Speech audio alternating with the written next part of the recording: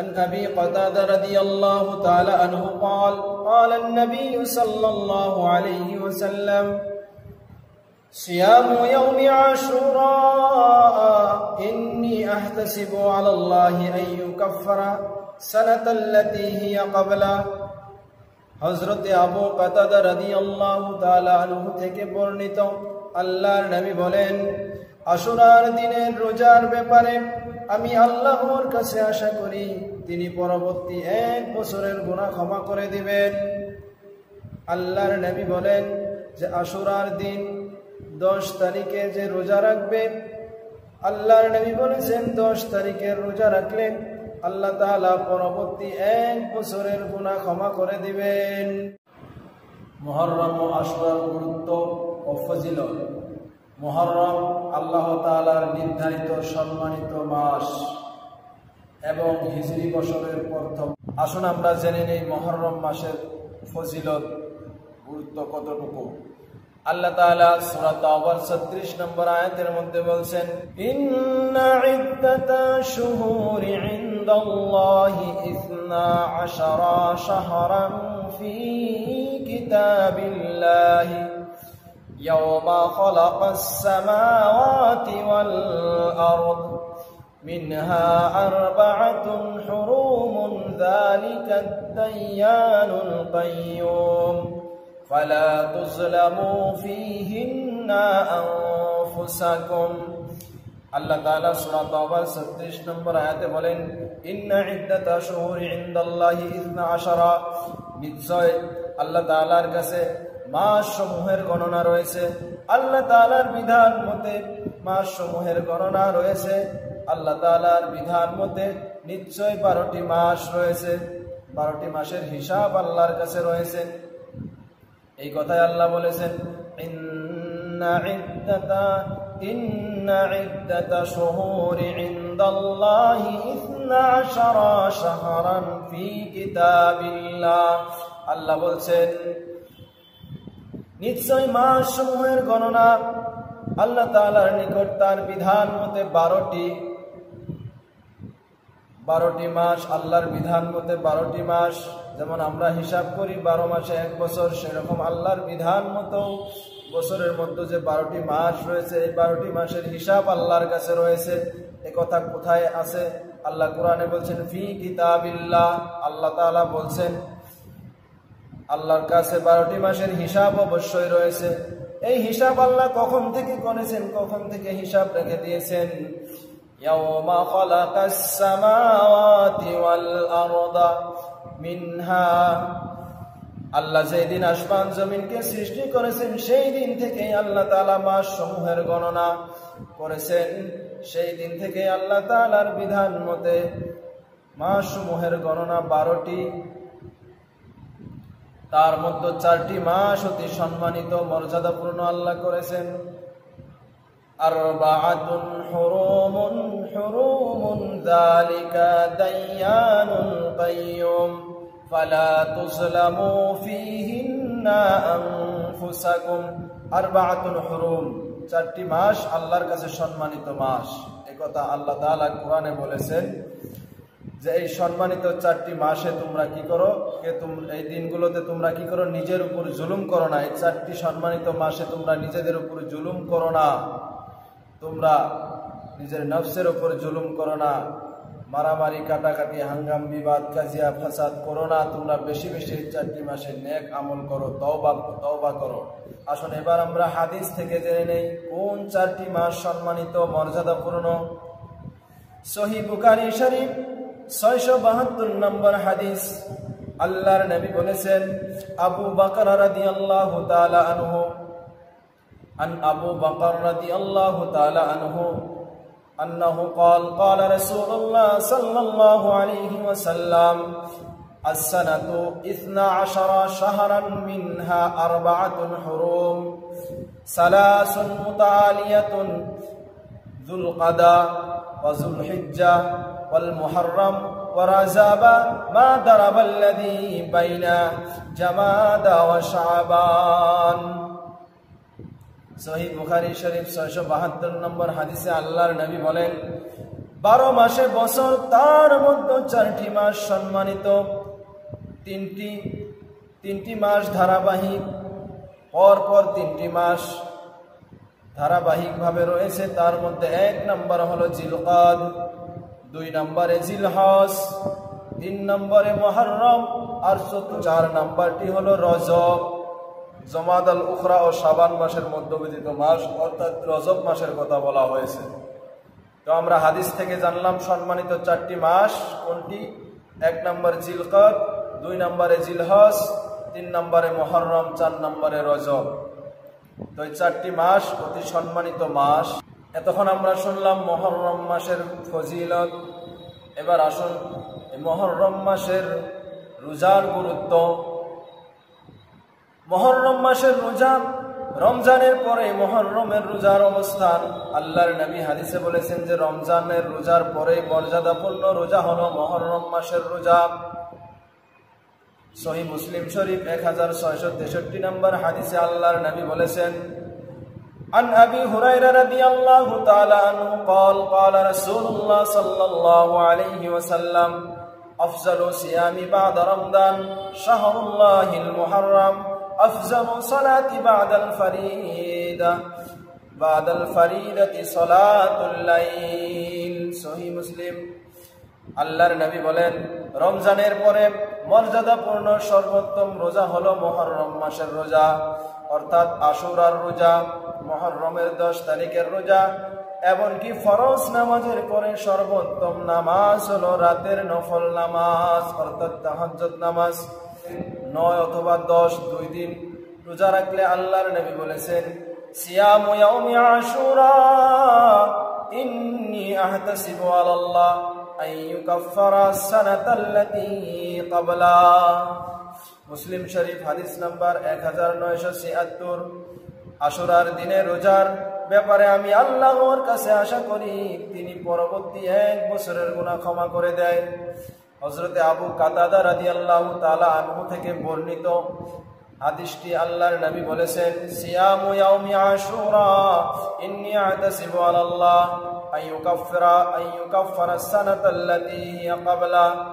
আল্লাহর নবী বলেন, আশুরার দিনের রোজা যে ব্যক্তি রাখবে সেই ব্যক্তির 1 বছরের পূর্বের 1 বছরের গুনাহ আল্লাহ তাআলা ক্ষমা করে দিবেন। আল্লাহর নবী রমজান মাসের মধ্যে গুরুত্ব দিতেন রমজান মাসের রোজা, মাসের মধ্যে গুরুত্ব দিতেন রমজানের রোজা, আর দিনের মধ্যে গুরুত্ব দিতেন আশুরার দিনের রোজা। এমনি ভাবে আল্লাহর রাসূল 4টি আমল খুব গুরুত্ব সহকারে করতেন, খুব পছন্দ করতেন। তার মধ্যে একটি হলো জিলহজ মাসের প্রথম দশকের 9টি রোজা, 2 নম্বর হলো আশুরার রোজা, অর্থাৎ 3 নম্বরে প্রত্যেক মাসের বেজোড়া দিনগুলোতে আল্লাহর রাসূল আইয়ামে বীজের রোজা রাখতেন। আর 4 নম্বরটি হলো আল্লাহর রাসূল বলেছেন ফজরের ফরজ সালাতের আগে সুন্নত নামাজ আল্লাহর রাসূল কখনো ছাড়তেন না, গুরুত্ব সহকারে আদায় করতেন। আশুরার দিনে রোজা রাখার ফজিলত সম্পর্কে একটি হাদিস, অর্থাৎ মুহররম মাসের 10 তারিখ যেটাকে আশুরা বলা হয়, আশুরার দিন, এই আশুরার দিনে রোজা রাখা সম্পর্কে সহিহ বুখারী শরীফের মধ্যে হাদিস এসেছেন। হাদিস বর্ণনাকারী সাহাবা হচ্ছেন ইবনে আব্বাস রাদিয়াল্লাহু তাআলা আনহুমা। তিনি বলেন, আন ইবনে আব্বাস রাদিয়াল্লাহু তাআলা আনহুমা আন্নান নবী সাল্লাল্লাহু আলাইহি ওয়াসাল্লাম لما قدم المدينة وجدهم يصومون يوما يعني عاشوراء فقالوا هذا يوم عظيم وهو يوم نجى الله فيه موسى وغرق على فرعون فصام موسى شكرا لله فقال أنا أولى بموسى منهم فصامه وأمر بصيامه। সহিহ বুখারী শরীফের হাদিস। হযরতে আব্দুল্লাহ ইবনে আব্বাস রাদিয়াল্লাহু তাআলা আনহুমা বলেন, নবী সাল্লাল্লাহু আলাইহি ওয়াসাল্লাম মদিনায় আগমন করে দেখলেন ইহুদিরা আশুরার দিন রোজা রাখতেছে। তিনি জিজ্ঞাসা করলেন, অর্থাৎ আল্লাহর নবী তাদেরকে জিজ্ঞাসা করলেন, এটি কোন দিন, এটি কোন দিন বা এটি কোন দিনের রোজা তোমরা রাখতেছো? তারা উত্তর দিয়ে বললেন, এটি একটি বিরাট পবিত্র দিন, কারণ এই দিনে আল্লাহ তাআলা ফিরাউনের হাত থেকে বনি ইসরাইলদেরকে, শত্রুদের হাত থেকে আল্লাহ তাআলা এই দিনে পরিত্রাণ দিয়েছেন। শত্রুদের হাত থেকে বনি ইসরাইলকে আল্লাহ তাআলা এই দিনে নদী পার করার ব্যবস্থা করে দিয়েছেন। এই জন্য শুকরিয়া আদায়ার্থে এই দিনে মুসা আলাইহিস সালাম রোজা রেখেছেন। নবী করিম সাল্লাল্লাহু আলাইহি সাল্লাম তখন বললেন, তাদের চেয়ে মুসা আলাইহিস সালামের সাথে আমার সম্পর্ক অধিক, সুতরাং তিনি রোজা রাখলেন এবং সাহাবীদেরকে রোজা রাখার আদেশ দিলেন। অর্থাৎ বনি ইসরাইলকে আল্লাহ তাআলা আশুরার দিন মুহররমের 10 তারিখে শত্রুদের হাত থেকে রক্ষা দিয়েছিলেন, নদী পার করার ব্যবস্থা করে দিয়েছেন। এই জন্য নবী মুসা আলাইহিস সালাম শুকরিয়া আদায়ার্থে এই দিনে রোজা রেখেছিলেন। এই কথা শুনে আল্লাহর নবী বললেন যে, তোমাদের চেয়ে মুসার সাথে আমার সম্পর্ক অধিক, সুতরাং তিনি রোজা রাখলেন, এমনকি সাহাবাদেরকে রোজা রাখার আদেশ দিয়েছেন। আশুরার রোজা রাখা কি সুন্নত, মুস্তাহাব না ফরজ? এই সম্পর্কে একটা হাদিস সহিহ বুখারীর বর্ণনায় এসেছেন। হাদিস বর্ণনা করেছেন আম্মা জান আয়েশা সিদ্দিকা রাদিয়াল্লাহু তাআলা আনহা, আন আয়েশা রাদিয়াল্লাহু তাআলা আনহুমা قالت كان يوم عاشوراء تصومه قريش في الجاهلية وكان النبي صلى الله عليه وسلم يصومه فلما قدم المدينة صامه وأمر بصيامه فلما نزل رمضان كان رمضان الفريدة وترك عاشوراء فكان من شاء صامه ومن شاء لم يصومه رواه البخاري। আম্মা জান হযরত আয়েশা রাদিয়াল্লাহু তাআলা আনহা বলেন, আইয়ামে জাহিলিয়াতে কুরাইশরা আশুরার রোজা রাখতেন। আইয়ামে জাহিলিয়াতের যুগে কুরাইশ বংশের লোকেরা আশুরার রোজা রাখত। রাসূলুল্লাহ সাল্লাল্লাহু আলাইহি সাল্লামও এদিনে রোজা রাখতেন। মদিনায় হিজরত করে এসে তিনি এই দিনে রোজা রেখেছেন এবং লোকেদের রোজা রাখার আদেশ দিয়েছেন। যখন রমজানের রোজা রাখা ফরজ করা হলো তখন আশুরার রোজা ছেড়ে দিলেন। সুতরাং তখন থেকে যার ইচ্ছা রোজা রাখত আর যার ইচ্ছা রোজা রাখা ছেড়ে দিত। সহিহ বুখারী। এই হাদিস দ্বারা বোঝা যায় যে রমজানের রোজা ফরজ হওয়ার পর থেকে আশুরার রোজা রাখাটা হচ্ছে মুস্তাহাব। যদিও আশুরার দিনের রোজাটা মুস্তাহাব, ফজিলতের দিক দিয়ে অনেক ফজিলতপূর্ণ। আসুন আমরা আশুরার রোজা সম্পর্কে জেনে নেই যে আসলে আশুরার রোজা কয়টি রাখতে হবে। আশুরার রোজা 2টি রাখতে হবে না 3টি না 1টি, কয়টি রোজা রাখতে হবে এই সম্পর্কে আমরা সহিহ বুখারীর একটা হাদিস জেনে নেই।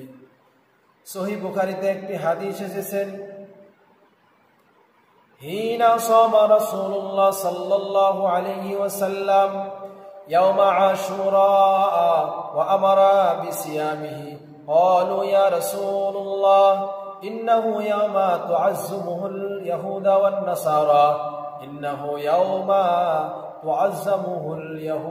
নাসারা فقال رسول الله صلى الله عليه وسلم فإذا كان العام المقبل إن شاء الله صمنا اليهود التسيعا صمنا اليوم التسيعا قال فلم يأت العام المقبل حتى توفي رسول الله صلى الله عليه وسلم। হযরত নবী করিম সাল্লাল্লাহু আলাইহি ওয়াসাল্লাম যখন আশুরার রোজা রাখলেন এবং রোজা রাখার আদেশ দিলেন, তখন সাহাবীগণ বললেন, হে আল্লাহর রাসূল সাল্লাল্লাহু আলাইহি ওয়াসাল্লাম, এটি তো এমন একটি দিন যেই দিনে ইহুদি নাসারা সম্মান করে, যেই দিনকে ইহুদি খ্রিস্টানরা সম্মান করে, যেই দিনে ইহুদিরাও রোজা রাখে। তখন রাসূলুল্লাহ সাল্লাল্লাহু আলাইহি সাল্লাম বললেন, আগামী বছর ইনশাআল্লাহ 9 তারিখে রোজা রাখবো। কিন্তু আগামী বছর আসার আগে তিনি মারা যান। আগামী মুহররম মাস আসার আগে তিনার ওয়াফাত হয়ে যান, তিনি দুনিয়া থেকে পর্দা নেন।